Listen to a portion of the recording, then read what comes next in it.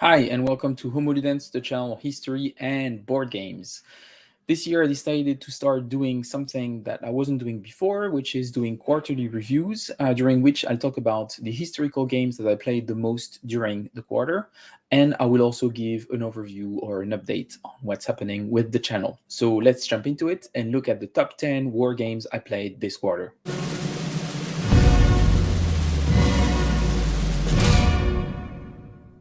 Number 10 is Empire of the Sun. This game has been on my shelf of shame since I started wargaming.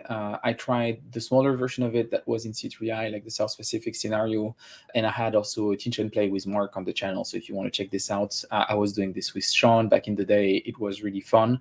And I also watched Jean-Michel Grosjeau's video to learn the rules. So it's been on and off. I've tried to get seriously into it, but it is a game that requires attention and time and repeated play to really enjoy it. And I've been struggling with that since I got this game and since I got into wargaming. But on the Homoludens Discord server, the new Club de Jeu system makes it so that we have smaller groups that are looking at specific games. And one of this group is actually focusing on Empire of the Sun, a group that have joined, and it's really cool because it's nice to actually learn the game at the same time as others, play together. And I just finished the 1943 scenario just to wrap my head around the rules, and for the first time, I actually feel like I have some sort of a grasp of the system, but also I feel like I understand overall how it works. I'm not really good at it in any way, but I have this idea, and I feel for the first time that I'm ready to try a campaign game, which is actually quite exciting. It's been pretty amazing. I'm having a lot of fun with this game, and I think the more I play it, the more I love it. But I already see why it is such a highly ranked game. It is just an amazing design. Number 9 is Algeria by Brian Train on the War of Independence from 1954 to 1962. So this is Brian Train's earlier work on Algeria. And last summer, Brian Train came to London and we met while attending a class war game event where we talked with Misha about making a mod for Rally the Troops. Misha ended up making this mod, and Misha is also working on different mods now with the Rally the Troops informal team. Even if I know that Colonial Twilight is probably not the most beloved con game, personally, I always had a soft spot for it. First of all, I think it's the first con game that showed that there was a place for two-player con games, even if you remove the interesting part of coin, which is multifactional confrontation. I think it still works two-player games. It is a different game, but it's still, the framework still holds. And I also have a personal interest in the war in Algeria, as you might know. So I always liked this one, and it was really interesting to explore Brian's earlier work on the topic, and it was before the con series even existed. So it's also interesting in that sense. And yes, it's not as polished as Colonial Twilight. Sometimes it feels a bit repetitive and somewhat unbalanced, which I don't really mind actually. But from a design standpoint, I think it's a really fascinating experiment on how we can represent those types of conflicts. Once again, it's really early. I think that, of course, the con series coming after solidified a lot of those concepts, refined them, and created a framework that was actually quite great. But looking back at earlier attempts is actually quite interesting, but also makes you reflect as a designer, but also as a player, on how different things can be represented. It was very innovative for its time, and I quite enjoy exploring it. Number 8 is Red Flag over Paris. So I usually don't talk too much about my own design on my channel, and I actually don't play my own designs that much after they're released. But with the work on the expansion that was released in C3I earlier this year, I spent quite some time during this quarter, but also last quarter, working on this game, mostly for work, but I actually ended up playing it just for fun, which is quite unexpected because I have a love-hate relationship with my work and specifically with Red Flag over Paris. But I think that the censorship variant, and I know that Joe has made fun of me quite a lot, but also the people on the Homoludens Discord server have done so too. I keep talking about the censorship variant, but I do think that it adds quite a bit to the design. Very limited rules, like it's basically, if you know the game, I can explain you the censorship variants in one sentence, but it still adds a lot of complexity, prevents some issues with the luck of the draw and everything. And within that process, I actually kind of enjoyed playing Red Flag over Paris again, which was a good surprise. So maybe if I wait 3 years after the release of one of my own design, I can actually come back to it and play it. But it was really interesting. And I reflected actually while replaying Red Flag over Paris and with the upcoming release of Jest and the whole drama around having negative reviews in the space of wargaming, that maybe I will re-explore Red Flag over Paris a bit more and actually make a critical review of it. I think the design has a lot of flaws, and I want to talk about them and also talk about the process of reviewing game while doing so. So if you would be interested in me doing this, please let me know in the comments. Number 7 is Pax Penning. So I just had this one for a couple of weeks, and I believe that if I had it just a few weeks more, it probably would have been in my top 3 most played games of this quarter. I love this game so much, and it's clearly my favorite game of the year so far. I think it will be hard to beat, but who knows? There are still 9 months to go, so we might have some good surprises. I covered it extensively on the channel, so I won't talk too much about it more. And Matilda is trying to bribe me into actually making a review of it, so probably you'll have even more content on it. But you can see the previews, the interview with Matilda, and actually the play session with David, Matilda, and Dan. Where we have this 2-part series where we play the game and have a lot of fun with it.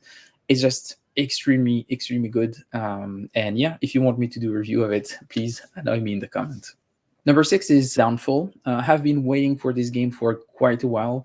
Actually, if you look back at the John Butterfield interview from a year or a couple of years ago, we were already talking about it, and he was reviewing some of the early art. And I mean, when you have those two legends' name written on the box, Jan Jensen, John Butterfield, like it's hard not to have your hopes up. And I must say that so far, for me, the game has delivered on those hopes.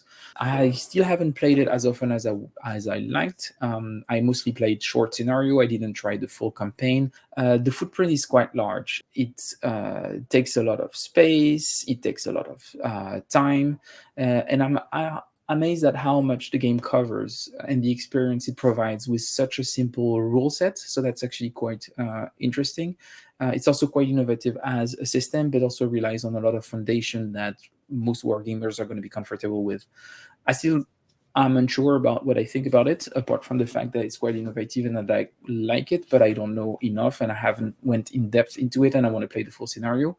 But I feel the urge of playing it more, and yeah, it's been quite exciting so far. I'm going to do a short break before talking about the top 5s most played historical games of this quarter to talk about train games. So I've been for the last 6 to 9 months playing more and more train games, which is interestingly enough a part of the hobby that is quite connected with wargaming. I mean, there are hexes, maybe that's it, but also because they are more deeper kind of game, economical game that have tie with history.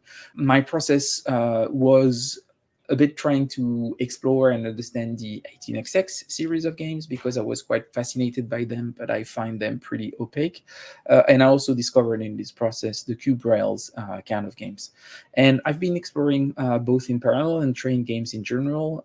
I've played quite a few different systems, Age of Steam, a lot of different cube rails games, and I started dabbling into 18xx. This quarter, I mostly focused on 3 games. The first one is Paris Connection, which is probably the most simple cube rails games I've played. I mean, on your turn, you can do one of 2 things. You place tracks or buy shares. But at its most bare bone, it has actually shows the genre at its best. It's fast, it's cutthroat. It's by no means perfect, but it's clearly a bit of a gem in its style. And I think it's actually quite interesting to play. I think a great entry point into the whole system.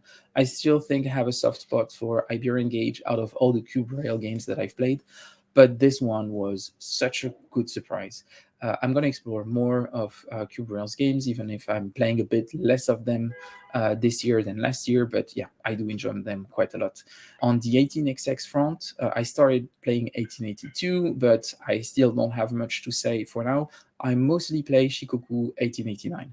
I think since I started exploring the series, thanks to Ken Kun, who actually took the time to trained Joe and I to play an 18xx game for us to understand how it works and what's the appeal of it, I realized that playing games IRL, so not online, was a necessary step for me to get into the 18xx series. I needed to see the game physically being played. I needed to interact with the components. And once I start to play a game physically, then I can start playing it digitally.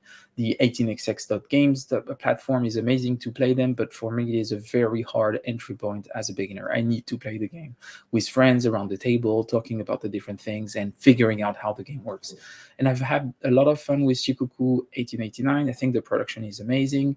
I think it's a very accessible, but still gives you a lot of interesting decisions to make in the 18xx style of game. And yeah, I'm having a lot of fun with it, and I'm looking forward to exploring more this series. And for the first time, I feel comfortable with the 18xx series, and I want to explore more of it. The final train game that I've been playing, and if you already know me, that won't be a surprise, but that's Dual Gauge. So far in my train game exploration, this series has been my favorite. It retains most of the simplicity of cube rail games, but it integrates some elements that I love about 18xx, some of its complexity and some of its depth. And for me, it strikes the perfect balance of offering deep strategic decision and like a complex strategic game about trains, but at the same time not having that big of a footprint, having a rather simpler set of rules and a lot of variability just through the maps and not radically changing the system, which I think is quite amazing. I'm actually thinking that I would like to make like a couple of maps for Dual Gauge because I like the system so much. So Amabel, if you hear me, let's reach out if you're interested. But yeah, I would be really keen on trying to explore the system a bit more, and I'm hopeful that it will develop in the future. Let's go back into historical gamings. Game that I played the most this quarter, number 5, is And an Abyss by Volko Runke. So this one was added in the Ready the Troops catalog last year, and it rapidly became, because of that, my most played coin game. Which is funny is that, of course, most of my games have been digital, but it also increased the number of times I played it at the club in real life with players. It's funny because this game has been on my shelf for a very long time before I actually started bringing it on the table. I used to play mostly Cuba Libre as a game that I want had to have in a one short night or introduce players to the series. And it has been a joy rediscovering And the Abyss and rediscovering the beginning of the series. And in a weird way, with all its quirks, I think it's becoming actually one of my favorite. There is a lot of purity, but also interesting aspects of it that I really, really like. I think And the Abyss is actually an amazing game and kind of got forgotten because of all the other con games that came afterwards. And we have this Cult of the New in the hobby in general, which is, I guess, normal. But And then Abyss actually is really, really excellent. And I'm having a lot of fun with it. And I don't see myself not playing it quite regularly for the rest of the year and maybe the next couple of years. Number 4 is Pax Renaissance. So it's another series that I love, the Pax series, and where Pax Penning is probably the most unusual game in the series. And for me, it is definitely a Pax game. There is no discussion about that. I feel like Pax Renaissance for me is the series at its best. And probably my favorite PAX game. I think it's weird because I do like Pax Penning a lot, but as a pure PAX game, I think that Pax Renaissance right now is my favorite one. I still have a few that I haven't played. And actually, Dan Turo and I are starting a series where we're playing all of the PAX games together. So we had Pax Renaissance, we had Pax Penning, and we're going to have Pax Transhumanity in the future. This one is one of my favorites. I mostly played it on PGA this quarter because there was an excellent mode that was added on Board Game Arena. And this is where I've played it a lot, and I mostly played 2 players. I really like the tense duel that it creates. It's extremely fun, it's extremely tight, it's very smart, and the PGA implementation makes it so that you don't have that much doubt sometimes about some of the rules that are can be a bit odd. The module is extremely well made. I also had the chance to play a quick and furious 3-player game of the original Pax Renaissance game, the first edition, when we were at Aircon with Joe and Pierre, and it was really awesome. We were playing on the bed. It really felt like a very nerdy pajama party, but I enjoyed that quite a lot. Game number 3 is Votes for Women. I believe that Votes for Women is, for me, without question, the best intro game to card-driven game system. The theme is cool, its thematic implementation is quite brilliant, extremely well made, and mechanically it flows. It is extremely simple to teach, it is extremely simple to play, but it still provides you deep decision, and it still rewards knowing and understanding the game. It develops a meta, which I think is quite interesting, and you can really see Jason Matthews' touch there. Like, you really feel like it's a game that grows on you the more you play it. And the more I play it, the more I like it. Once again, the Rally the Troop module made it extremely easy for me to play. I've played it a lot online, but also, and I like this Rally the Troop effect, is that the more I play it on Rally the Troops, the more I also play it in real life. And I've been playing it also in real life. We demoed it at EarCon quite a lot. It's a game that created a lot of excitement. And that's another thing that I think is really cool about this game, is that people want to play it, which makes it a good intro game, because you need to start from somewhere, and actually the wish and the interest is usually the best entry point for people to get into historical gaming. Anyway, I've also played a lot with Kevin Bertram himself, because he's literally a shark on Already the Troops, playing the game that he's publishing and being extremely hard to beat at it. I've yet to beat Kevin at Votes for Women, but I will keep on trying, and I will keep on hoping for one day being as good as he is. Game number 2 is Table Battles. Once again, since its release on Rally the Troop, I've played this one quite a lot. I've had the game for years. I played it once in a while before, but I felt like I never really explored the system that much. I had the base game and I think the Gettysburg pack. That was pretty much it. But since it was released on Rally the Troops and all the battles are made available there, Joe and I have played this one a lot. And I also have been teaching it to some friends, which was also really cool. I think the system is a gem. It's no wonder why they sold so many copies. I think it's very, very good. And it takes the concept of fixed maneuver. So fixed maneuver is this idea of W1815. So it's Ricardo Massini who came with that idea to describe those kind of games, where the maneuvers are fixed on the board and you have a limited number of choice. And then it's really around the tempo of the battle and understanding what is important and understanding your strength and weaknesses. So it takes that idea, but it explodes it into dozens and dozens of very cleverly designed scenarios that play with cards. And I love the system. I love figuring out the logic behind each battle. I love rolling the dice, hoping for the best, having this push your luck element. It feels extremely tense. It's very interesting. It has an excellent tempo feel to it, and I really love tempo in strategy games. And I think this is very, very tempo based. And yeah, it's just a great game. Having a lot of fun with it. There is a new expansion that is coming. I think it's Doom Battles or something like this. That is only like scenarios where one faction is surely going to lose, and you're trying to do the best that you can, which is actually quite fun. I think it's really cool to go for this imbalance in the system. I think it's great. Before I talk about the first game that I played the most this quarter, I would like to give a bit of an update on the channel.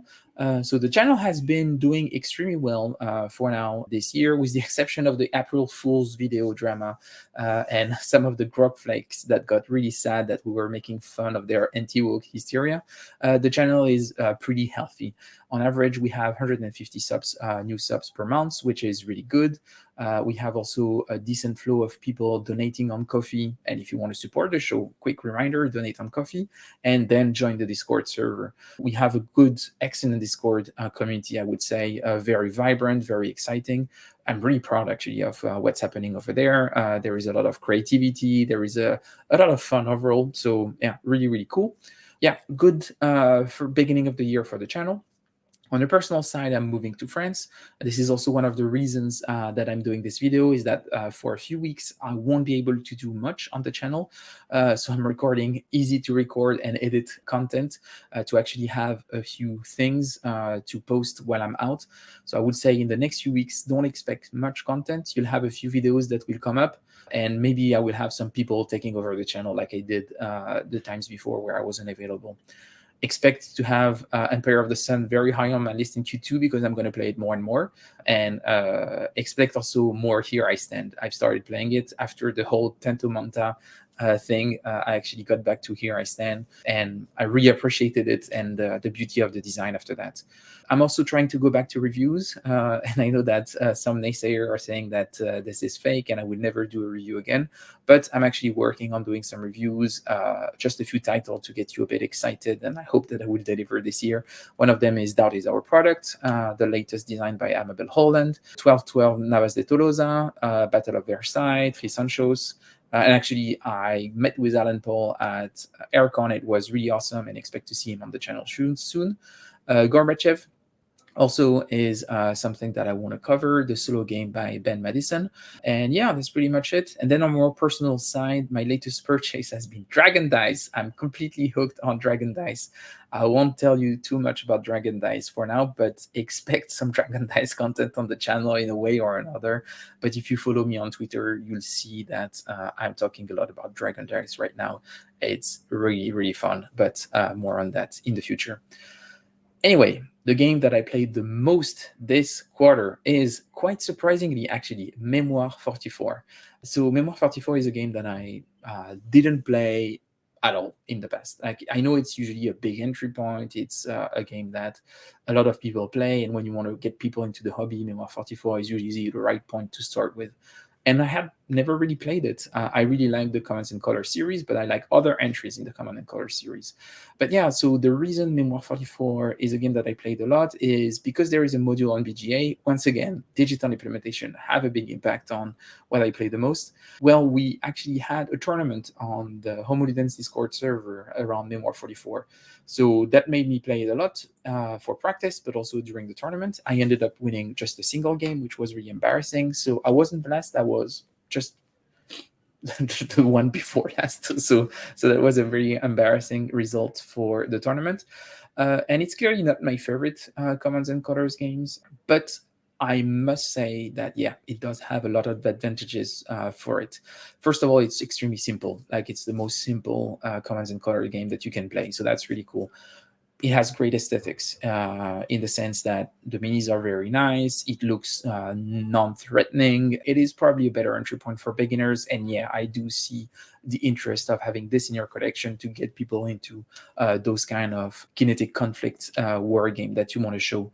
It is also very rich in terms of expansion. There is so many things to play and to add, making it that a game that you can play over and over and over and not get bored of, because there is so many things that you can do with it.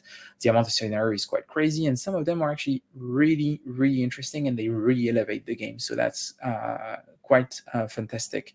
I'm sad I only played it on BGA. I really would like to play the game physically because it's actually quite a beautiful game.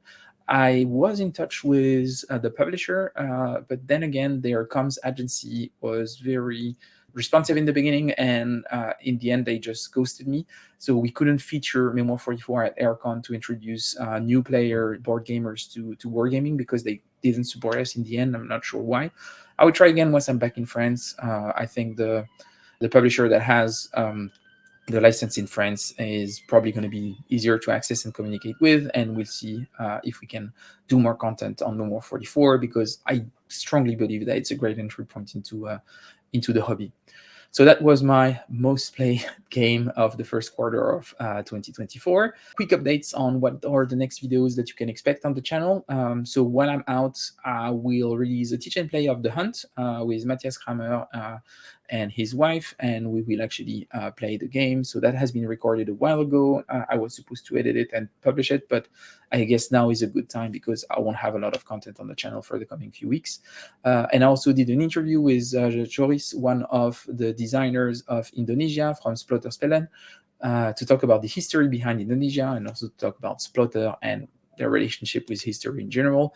Very interesting discussion. I hope to have Joris back again on the channel. And yeah, expect some more Splotter goodness on the channel.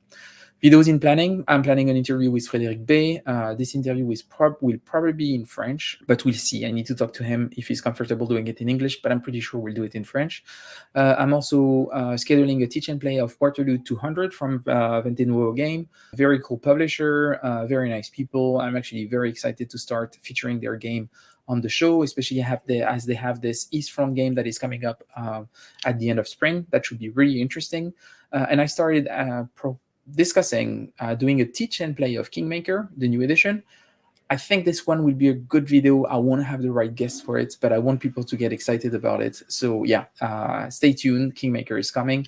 And finally, we'll have, of course, 1812 Fateful March by Brian Asclev, friend of the show. And we'll feature this as soon as I have a bit of time and I'm set in France.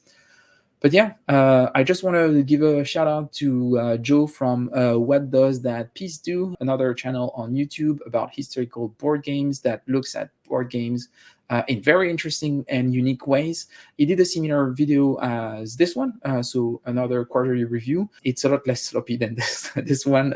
Joe is really good at making clean and well thought out content. It's an awesome channel. I would really recommend it. It also takes, I think, the topic of wargaming seriously. I think in the sense that I think I'm taking it seriously, but he's definitely doing it seriously. He delves into the history of the behind the games. He really looks more at the art of the game and everything. It's really a fascinating channel, a lot of good content. So check it out. That was it for my quarterly review. I hope you enjoyed this format. Let me know in the comments. Remember to subscribe and pray for me while I'm doing the move back to France. And yeah, next time you'll see me live, at least, because the other videos I won't be like here. I will be in a different place and it will be great. Thanks, everyone.